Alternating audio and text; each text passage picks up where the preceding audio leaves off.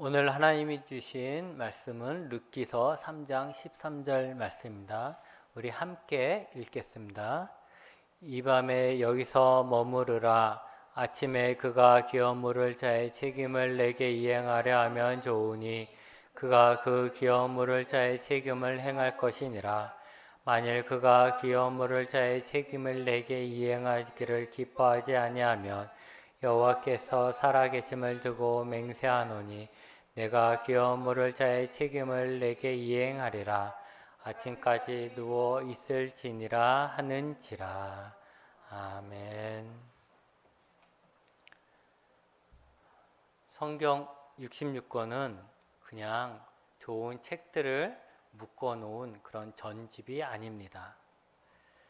물론 그 책 하나하나가 중요한 메시지를 담고 있습니다. 그러나 더 놀라운 것은 각기 다른 저자가 쓴 성경책이고 각기 다른 시대에 쓰여졌던 책이지만 그 책 전체에 통하는 한 가지 중요한 흐름이 있다라는 것입니다. 그것이 바로 구속사라고 얘기하는데 바로 예수님입니다. 예수님은 우리가 생각할 때 예수님은 신약에만 나오시는 분 아닌가 할 수 있는데 구약에서 예수님을 예표하거나 예언한 자들이 있습니다. 그래서 우리가 예수님을 잘 알기 위해서는 신약만 읽어서 되는 것이 아니고 구약을 같이 읽어야 예수님이 그리스도로서 어떤 분인가를 알 수가 있는 것이죠. 그렇게 구약에서 예수님에 대해서 이제 예표해 놓은 것들이 있는데 그 중에 하나가 룻기에 나오는 보아스라는 자입니다. 보아스는 오늘 말씀에 보면 기업 물을 자로 나오는데 이 보아스의 행동은 앞으로 오실 예수님을 예표하고 있는 것이죠. 나오미와 룻은 지난 시간에도 말씀드렸던 것처럼 남편과 재물을 잃어버렸습니다. 그들에겐 땅이 있었죠. 그러나 베들레헴을 떠나면서 그 땅을 다른 사람에게 팔고 갔습니다. 그래서 이방 땅인 모압에서 고향으로 돌아온 그들이 살아갈 수 있는 방법은 아무것도 없었던 거예요. 땅이 있어야 농사를 짓고 먹고 살죠. 근데 그 땅마저도 팔고 갔으니 땅도 없는 거예요. 그렇다고 해서 뭐 지금처럼 막 공장이 있어서 공장 가서 일하는 것도 아니죠. 이 당시에 이렇게 아무것도 없는 이 가난한, 땅이 없는 이 가난한 사람들이 살 수 있는 유일한 방법은 뭐냐면 이삭죽기를 하는 것이죠. 추수하는 들판에 가서 그 추수하는 사람들 뒤에 따라다니면서 떨어진 이삭을 줍는 거예요. 그 당시에는 뭐 법이 제대로 만들어지지도 않았고 지켜지지도 않은 시기였습니다. 지금 이 룻기의 시대적 배경은 사사기예요. 사사기. 그러니 각기 자기 좋은 대로 했던 그런 시절이죠. 그러기에 더더욱 이 두 가부가 땅도 없이 산다는 건 매우 불안한 삶인 거예요. 내일 당장 어떤 해를 입을지도 모르는 그렇게 불안한 삶을 살고 있는 것이죠. 모든 것을 잃어버린 나오미와 룻은 그냥 하루하루 소망 없이 살아갈 수밖에 없습니다. 오늘 내가 이렇게 잘 살면 내일은 더 좋아지겠지 이런 생각을 할 수가 없는 거예요. 왜? 아무것도 없으니까. 그냥 불안 속에서 오늘만 무사히 이런 생각으로 살아가는 거죠. 그런데 이들을 구제할 방법이 딱 한 가지가 있었습니다. 그것은 기업 무르기라는 것입니다. 기업 무르기는 여러 가지 뜻이 있습니다. 그게 뭐냐면 이제 자기 친족을 곤란과 위험에서 구원하는 것, 또 아니면 저당 잡힌 땅 같은 것을 되찾아오는 것, 아니면 내 친척이 노예로 팔려갔으면 그 돈을 노예값을 지불하고 그 사람을 다시 데리고 오는 것, 이걸 기업 무르기라고 하는 거예요. 그러니까 다시 말하면 보호와 회복과 구속이라는 뜻이 그 안에 있는 거죠. 기업 무르기는 그냥 가까운 친족이 대신 그 모든 것을 지불한 그 사람의 빚을 다 지불해 버리는 거예요. 이 기업 무르기를 통해서 하나님은 하나님이 이스라엘에게 준 땅이 보존되길 바라셨고, 하나님이 이집트 노예에서 구출해낸 이 백성들이 다시는 종노릇하는 것을 막고자 하셨던 거죠.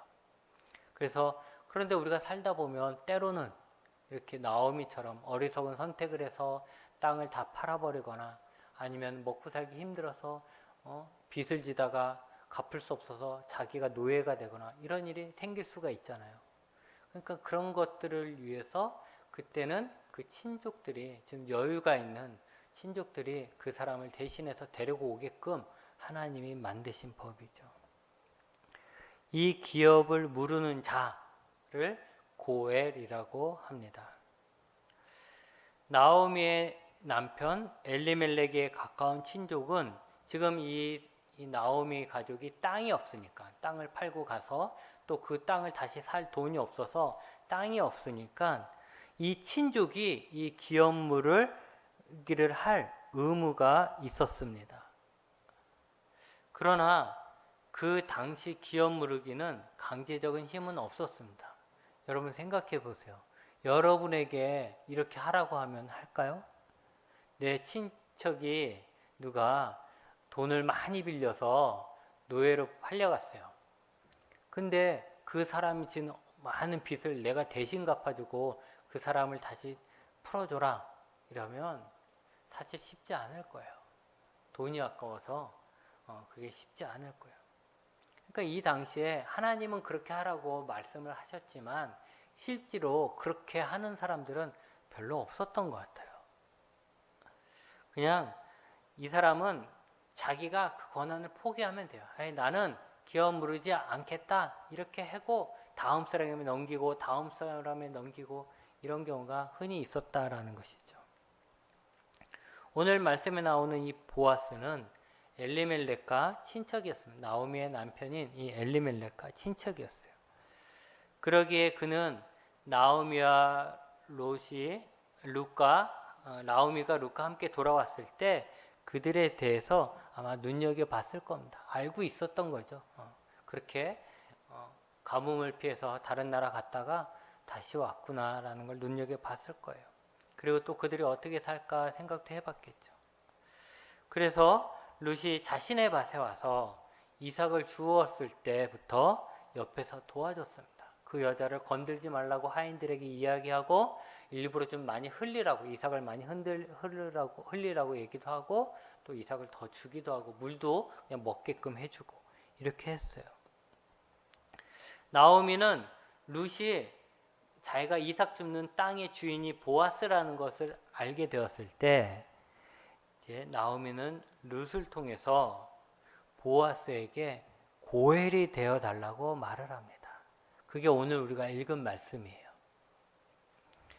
그런데 법적으로 보면 보아스보다 더 가까운 친족이 있었던 거죠. 그래서 선택권이 보아스에게 있는 게 아니라 보아스보다 더 가까운 다른 친척에게 먼저 있었던 거예요. 그런데 다행히 이 친족은 땅에는 관심이 있었지만 나오미와 룻을 부양해야 하는 것에 대해서 부담을 느낍니다. 그래서 오히려 자기가 막 생각해 보니까 손해라고 생각한 거죠. 그래서 그 의무를 포기함으로 보아스가 고엘이 되어서 나오미와 룻의 보호자가 됩니다. 여러분, 이스라엘의 땅은 하나님이 그들에게 나눠주신 선물입니다. 그 땅을 기업이라고 합니다. 그 기업을 잘 이어가야 하는데 여러 가지 이유로 그 기업을 잃어버리면 그 가족은 어떻게 돼요? 살기가 힘들어집니다. 그들의 삶이 뿌리채 흔들리게 되는 거죠. 그래서 땅을 우린 터전이라고 얘기하잖아요. 터전. 그러니까 땅이 없으니까 흔들리는 삶이 모두 다 흔들리는 거예요. 나오미와 룻이 바로 그런 상황입니다. 그들은 자신의 땅을 이미 팔았기에 그들은 살아갈 땅이 없었습니다. 그런데 하나님은 그들에게 어떻게 하셨습니까? 보아스라는 참 좋은 기업물을 자를 보내주십니다. 룻은 보아스와 결혼함으로 보아스의 풍성함을 함께 누리게 되었습니다.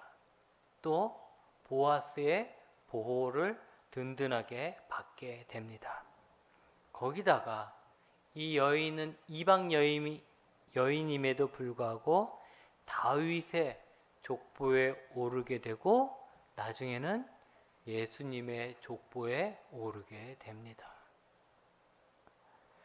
룻이란 이 여자는 보아스를 통해서 완전히 다른 삶을 살게 됩니다. 우리말로 얘기하면 완전히 죽었다가 다시 산 거와 같죠. 완전히 밑바닥이었다가 이제 다시 살게 되니까 180도 다른 삶을 살게 되는 것이죠. 여러분, 우리에게도 보아스 같은 기업물을 자가 있습니다. 바로 예수 그리스도입니다. 하나님께서 사람을 만드셨을 때는 가장 좋은 것들을 예비해 두시고 난 다음에 만드셨어요. 사람을 먼저 만들고 그 다음에 다른 것들을, 필요한 것들을 만드신 게 아니라 사람이 살기에 가장 좋은 환경을 딱 만들어 놓고 이제 사람을 만들어서 사람이 그것을 누리며 살게 하시는 게 하나님의 뜻이었던 거죠. 그 모든 것은 하나님이 사람들에게 거저 주신 거였어요. 돈을 받고 판 게 아니라 거저 주신 거죠. 그것을 누리며 살면 되는 게 바로 사람이었던 거죠. 그런데 지금 우리의 모습은 어떻습니까? 하나님이 주신 그 모든 것들을 거저 누리며 살고 있습니까? 사실 그 모든 것들을 잘 누리지 못하고 있습니다. 전쟁은 아직도 계속되고 있고 자연은 계속해서 파괴되고 있어요. 우리가 뉴스를 볼 때마다 왜 이렇게 더워 할 때마다 각종 뉴스에 다른 나라가 뭐 폭우, 가뭄, 뭐 산불, 열기 막 이렇게 해서 뭐 사람이 막 죽어나간다는 소리 들을 때마다 꼭 나오는 게 뭐예요? 우리가 자연이 파괴되어서 이렇다 이런 말 하잖아요. 그래서 계속 이런 식으로 자연이 파괴되면 더 이상 사람들은 살기 힘들다 이런 말을 뉴스에선 계속하고 있어요. 또 사람들 간의 관계도 보면 서로 신뢰하기보다는 어때요? 불신이 먼저죠. 누굴 만나면 좋은 게 아니라 누굴 만나면 무서운 거예요. 그게 인간의 모습이래. 우리가 살고 있는 사회의 모습이라는 거죠. 과학은 계속해서 발전한다고 얘기하고 있지만 사람들의 인간성은 계속해서 파괴되어지고 끔찍해지고 저게 어떻게 사람이야 이런 말을 하게 됩니다. 우리는 더욱더 과학의 발달로 살기 좋아진 것 같지만 실제로 우리 마음에는 돈에 매여 있어서 돈이 인생의 전부가 되어서 더 여유가 없어져요. 돈의 노예처럼 살아가고 있다라는 것이죠. 하나님에 대해서는 어떻습니까? 하나님이 사람들을 만들었을 때는 하나님과 사람들이 참 좋은 교제를 누리며 하나님의 보호 아래서 함께 살기를 원했던 거죠. 하나님께로 모든 좋은 것들을 공급받으면서. 그런데 지금은 어떻습니까? 하나님에 대해서는 죽은 자가 되었습니다. 하나님에 대해서 알지 못하고 우상을 섬기고 하나님을 대적합니다. 이런 모든 현상, 하나님이 주신 모든 것들을 다 빼앗기고 하나님이 주신 기업을 다 빼앗기고 살아가는 이 모든 현상을 한마디로 얘기하자면 죽음이라고 할 수 있습니다. 하나님이 만드신 에덴 동산에서 쫓겨난 후 인간들에게는 죽음이 왔습니다. 왜 인간이 그러면 에덴 동산에서 쫓겨났습니까? 바로 죄 때문이죠.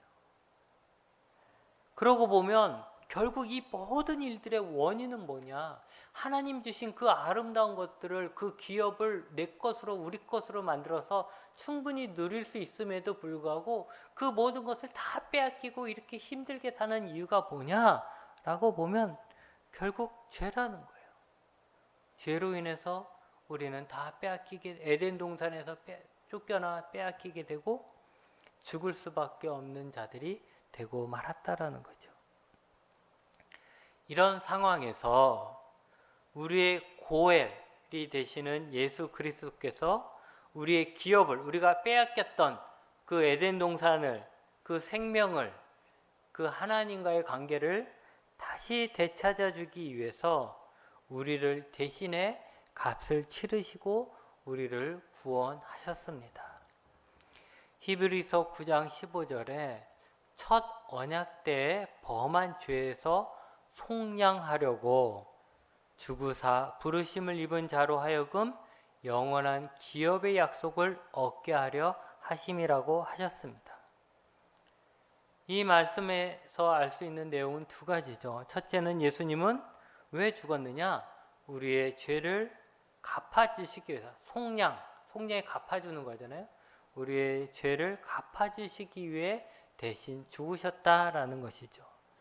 둘째는 예수님이 우리의 죄를 대신 갚아줌으로 인해서 우리가 얻게 되는 것, 그것은 죄로 인해 빼앗긴 우리의 영원한 기업을 다시 우리가 얻을 수 있도록 그 약속을 받게 된 것이죠. 보아스는 나오미와 룻을 위해 그들이 팔았던 땅을 합당한 값을 주고 다시 샀습니다. 그리고 룻과 결혼을 하여서 룻의 보호자가 되었을 뿐만이 아니라 아들까지 낳았습니다. 보아스가 이렇게 모든 일을 했던 이유는 그가 나오미와 룻의 고엘이었기 때문에 그렇게 한 것이죠. 예수님께서 우리의 고엘, 즉 기업 부르는 자가 되시기 위해선 보아스처럼 거기에 합당한 값을 지불해야 합니다. 그런데 그 값은 돈이 아닙니다. 왜냐하면 우리의 기업을 빼앗은 것은 돈이 아니라 죄이기 때문입니다. 여러분, 우리가 이 세상의 수레바퀴에서 좀 떨어져서 볼 수 있다면 이 세상의 거의 모든 문제들은 죄에서 시작된다는 것을 알 수 있습니다. 과거 수천 년이 우리 역사가 흘러왔지만 사람들이 슬퍼하고 힘들어하고 어려워하고 굶주리고 했던 이유들은 대부분 죄 때문이라는 거죠. 죄. 어느 한 사람의 욕심, 아니면 우리 모두가 갖고 있는 욕심, 야망, 이런 것들로 인해서 서로 죽고 죽이고 빼앗고 이런 일들이 계속해서 생기는 거죠. 죄로 인해 결국 하나님을 잃어버린 사람들이 살아가는 모습이라 할 수 있습니다. 하나님을 사랑하고 이웃을 사랑해야 할 사람들이 죄로 인해서 그 사랑을 잃어버린 결과가 지금의 우리의 모습입니다. 여러분, 이 세상이 얼마나 이기적인지 보이지 않습니까? 그런데 더 괴로운 것은 이대로 가면 다 죽는다, 이렇게 살면 안 된다, 자연을 이렇게 망치면 안 된다, 우리는 다 알고 있어요. 우리가 인간성을 회복해야 된다, 우리의 양심을 회복해야 된다, 이런 거 다 알고 있어요. 그런데 그 죄악의 수레바퀴를 멈추거나 늦추지 못한다는 거예요. 우리는 다 알면서 이러면 안 되는데 하면서도 그걸 멈추지 못하고 그게 계속 반복돼요.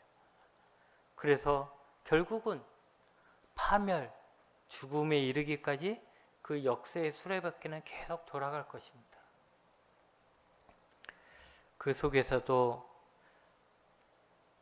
희망이 있다면 바로 예수님인데, 예수님은 우리의 잃어버린 기업을 찾아주기 위해 이 땅에 오셔서 그 값을 치렀습니다. 예수님이 치른 값은 피였던 것이죠. 에베소서 1장 7절에 이렇게 말씀하십니다.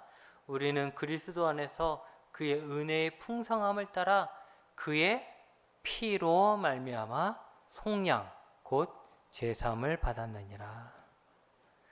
죄를 속량할 수 있는 유일한 방법은 그 죄값을 누군가가 대신 감당하는 것이죠. 근데 그 죄값은 뭐예요? 결국 죽음이라는 거예요. 내 죄를 해결하기 위해서는 누군가가 나를 대신해서 죽어야 하는 것입니다. 그런데 우리의 나를 사랑하는 우리 엄마, 아빠, 내 자녀들 다 안 돼요. 왜 안 될까요? 그들 또한 자신의 죄값을 치르지 못했기 때문에 그래요. 죄가 있는 사람이, 그래서 나도 죄값을 치러서 죽어야 될 사람이 다른 사람의 죄값을 위해서 대신 죽는다? 말이 안 되는 거죠.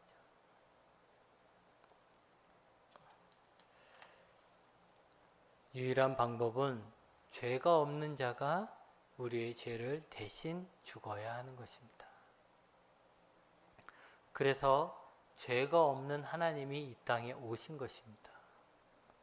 그분이 바로 예수님이시고 그분이 십자가에서 죽으심은 자신의 죄 때문에 죽은 것이 아니라 우리의 죄값을 지불하기 위해서 우리의 죄를 품고 거기서 죽으신 거죠. 이것을 믿으십니까? 이걸 우리 믿어야 하는 거예요. 우린 이걸 믿는 거예요. 그렇기 때문에 예수님은 우리에게 고엘이 되시는 거죠. 그러면 예수님께서 죽기까지 하시면서 우리에게 돌려주신 하나님의 기업은 무엇일까요? 그래, 예수님이 나를 위해 죽으셨어. 내 죄값을 대신 치르셨어. 내가 잃어버린 기업을 다시 찾게 하시기 위해서 예수님이 나의 기업 물을 자가 되셨어. 그러면 그로 인해서 나는 무엇을 얻게 되는가? 먼저 생명이죠.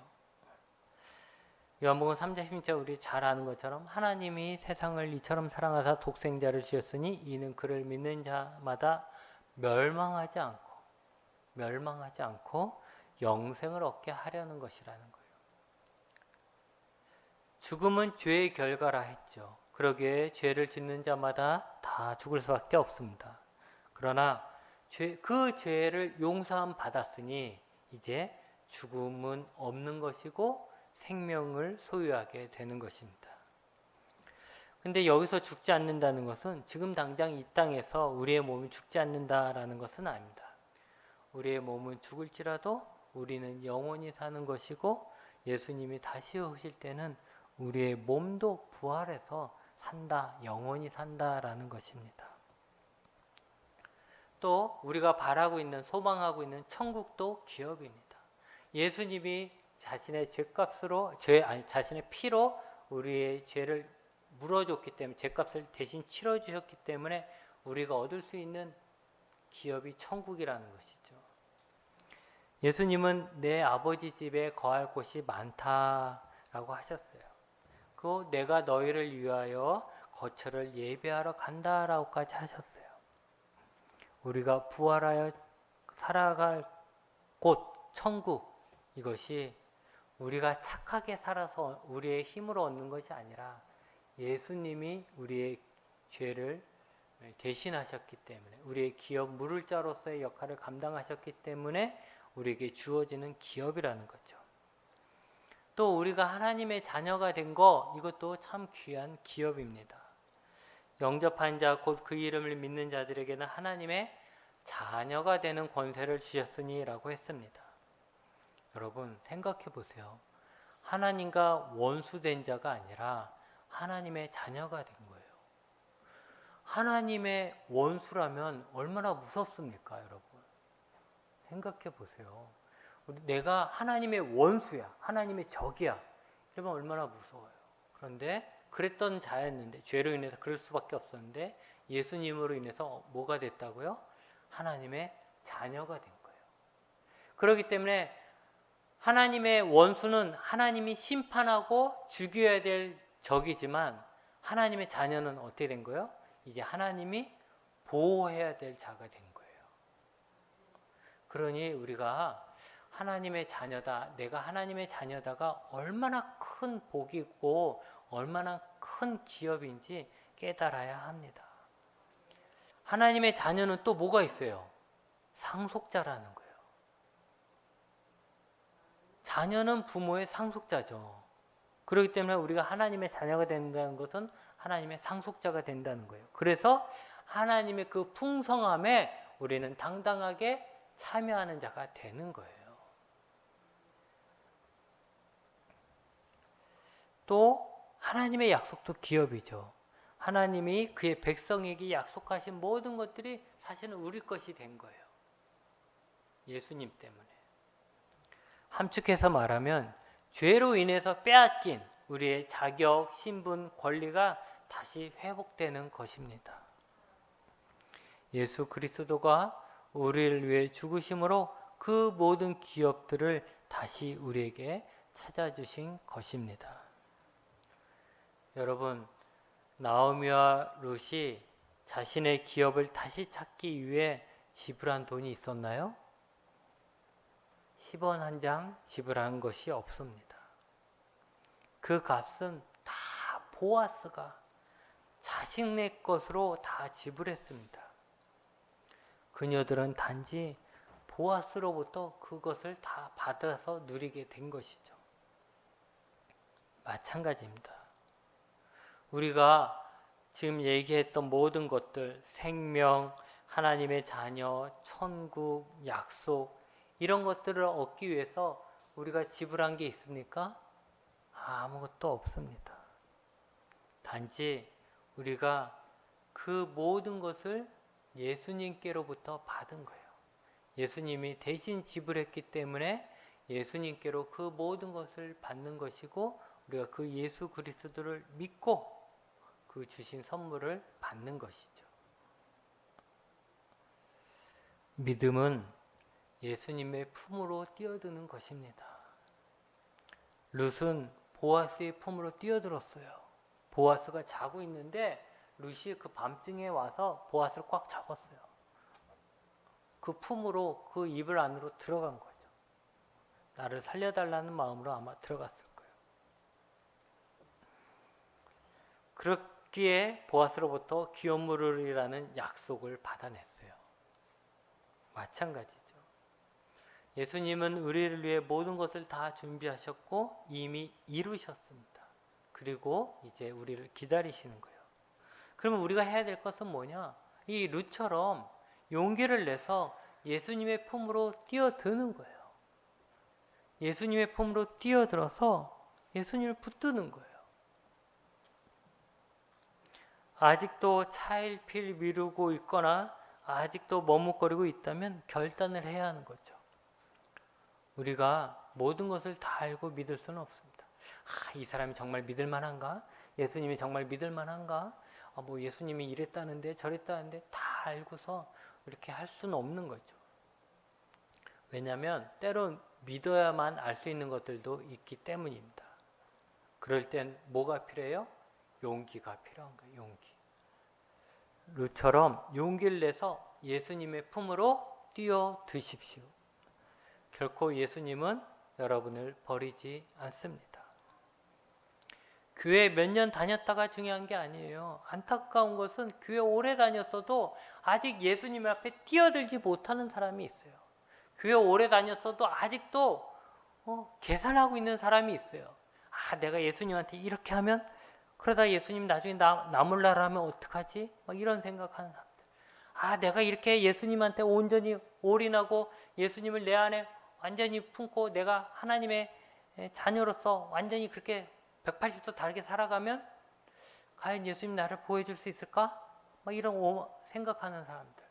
그래서 아직도 교회는 다니지만 예수님을 온전히 구원자로서, 오직 유일한 나의 구원자로서 믿지 못하고 받아들이지 못하고 계속 계산하면서 한 발은 세상에, 한 발은 예수님한테 이렇게 양다리 걸쳐놓고 살아가는 사람들이 교회 안에도 많이 있다라는 거죠. 근데 그런 분들은 그냥 교회 문지방만 밟고 다니는 거예요. 그런 사람들은 교회 다니면서도 하나님이 주신 기업을 온전히 누리지 못해요. 그렇게 누리지 못하면 또 어떻게 돼요? 반복되는 거죠. 믿음이 더욱 약해져서 결국은 형식적인 신자만 되고 마는 거예요. 그래도 여태까지 오래 다녔는데 또 다니면 좋은 점도 있으니까, 또 이렇게 다녔는데 갑자기 안 다니니까 또 한쪽이 찝찝하고 이러니까 그냥 다니는 이런 경우가 되죠. 근데 이제는 코로나로 인해서 이것마저도 더 없어질 거예요. 옛날에는 썬데이 크리스찬이라고 해서 일요일에 교회만 가는 사람을 이제 날라리, 우리로 쉽게 말하면 날라리 신자로 표현했는데 이제는 코로나로 인해서 썬데이 크리스찬도 없어질지도 몰라요.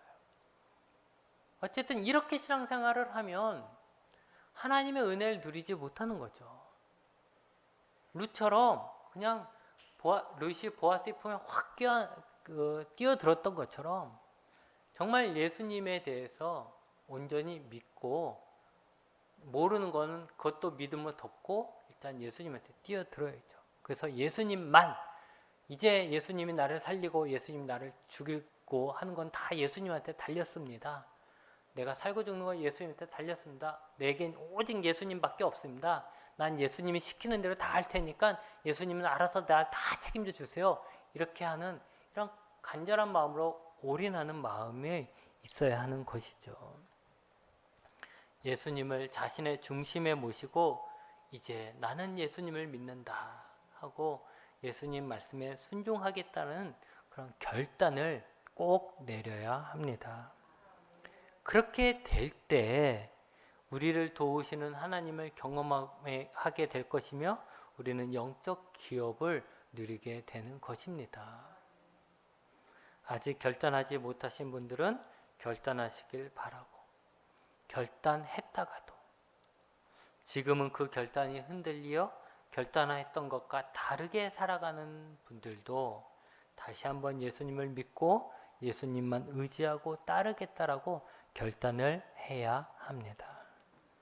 여러분, 우리에게는 눈에 보이는 것만이 아니라 지금은 눈에 보이지 않지만 예수님으로 인해서 우리에게 주어진 하나님의 기업이 분명 있습니다. 심지어 하나님이 주시는 기업이 이 세상의 어떤 기업보다 더 좋습니다. 그러게 하나님의 약속을 믿으시고 우리의 기업 물을 자 되시는 예수님을 굳게 붙잡고 사시기 바랍니다. 기도하시겠습니다.